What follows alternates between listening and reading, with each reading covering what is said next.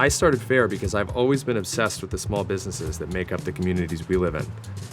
Our first stop will be Gamescape, which is a really cool game store that is really only a few blocks away from where I live here in San Francisco. I'm Max. Tom. Yeah, good to meet Pleasure you, to Tom. meet you. Tell me a little bit about how you got involved. This is a family business. My father originally started the business in 1985. Subsequently, the year that I was born. So as the store ages, I am the same age as the store. So it's always been a positive aspect of our family's lives.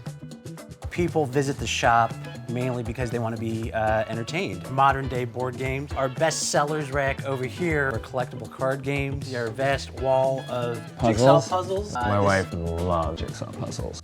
You know what? I'm gonna buy this too. She loves both chickens and puzzles, so I feel like this will.